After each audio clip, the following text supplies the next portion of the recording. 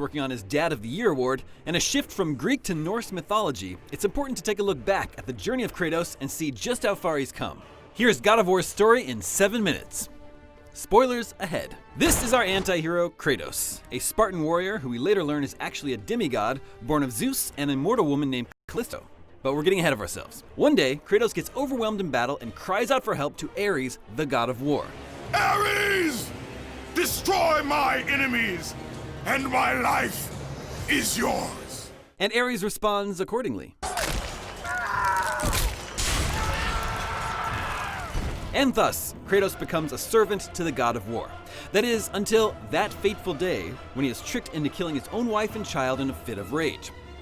The image of his two final victims would stay with him for all his days.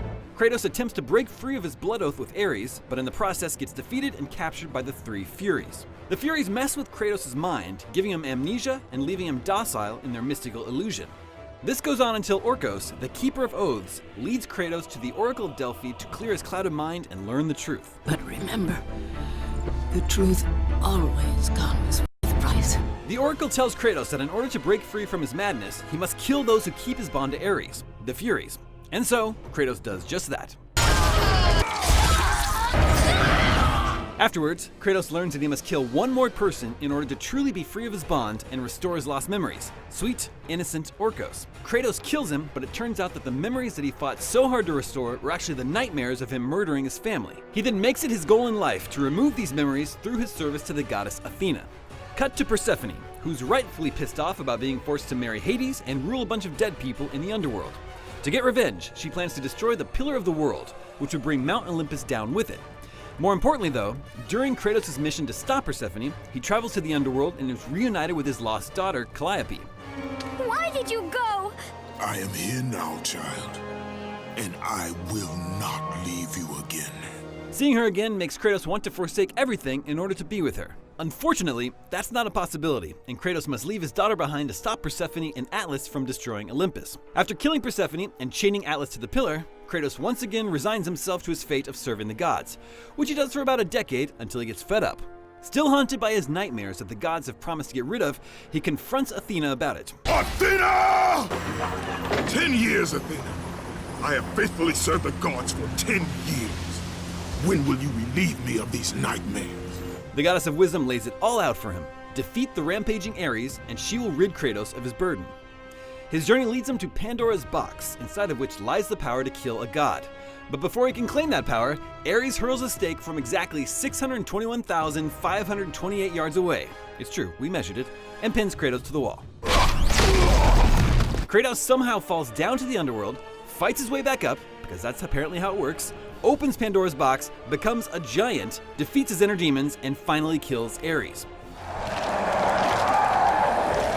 After saving Athens and Olympus, Athena thanks Kratos for his service, but still won't rid him of the nightmares that plague him. Instead of just letting him die, Athena makes the biggest mistake of her immortal life. She puts him on the throne as the new god of war.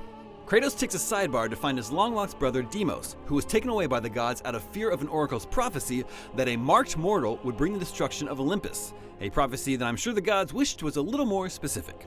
During his adventure, Kratos sinks Atlantis, beats the heck out of his child self, and kills the god of death. He finally reunites with his brother, only to see him killed in a battle against Thanatos. With all of Kratos' ties to the mortal realm now severed, Athena attempts to fully transition Kratos into a god, and shockingly, Kratos replies with a vitriol-soaked threat. It is not over, Athena. The gods will pay for this. Officially, the god with an iron fist, conquering cities left and right, to the point where the gods of Olympus start to get a little bit concerned. After Athena brings the Colossus of Rhodes to life, Zeus tricks Kratos by offering him the Blade of Olympus and convinces him to put all of his godly power into it in order to bring down the Colossus. Which, to Zeus's credit, it totally does, but it also leaves Kratos drained and, well, mortal. This gives Zeus his opening to kill Kratos and send him down once again to the underworld. Kratos doesn't spend very long on his yearly vacation to Hades and returns to the world of living with a brand new goal: kill Zeus and anyone that gets in his way. In order to do that, Kratos enlists the help of the Titan Gaia and sets off to find the Sisters of Fate, kill them, and use their power to return to the moment he was killed. Kratos succeeds, but before he's able to kill Zeus, Athena sacrifices herself by throwing her body in front of Kratos' blade. In her dying words, she explains that Zeus is Olympus, and that his death will mean the total destruction of the gods. Oh, and she also tells Kratos that Zeus is his father. Spoilers. No, I have no father. Kratos really couldn't care less though, as he goes back even further in time, gets an army of Titans to fight alongside him, and storms Mount Olympus. Zeus, your son has returned! I bring the destruction of Olympus! After a brutal fight with Poseidon, Kratos confronts Zeus and, wouldn't you know it, he dies.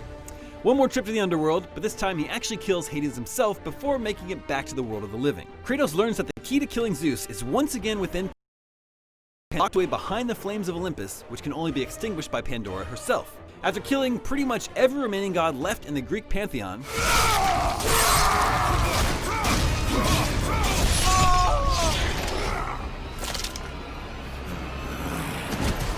Kratos finds Pandora, faces off against Zeus in a rage-charged shouting contest, allows Pandora to sacrifice herself to quell the flames of Olympus, and then checks inside the box to find nothing. Turns out, when Kratos first opened the box to kill Ares, he released all the evils kept inside of it. Those evils infected the gods and instilled Zeus with the fear that drove him to try and kill Kratos.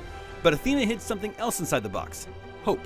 Using the power of hope, Kratos kills Zeus once and for all, which leaves the world in a pretty bad way. The ghost of Athena attempts to get the power of hope back from Kratos in order to rebuild humanity with her as its ruler. Instead, Kratos takes the Sword of Olympus, drives it through his belly once again, and returns the power of hope to mankind. But death is a minor speed bump to the god of war.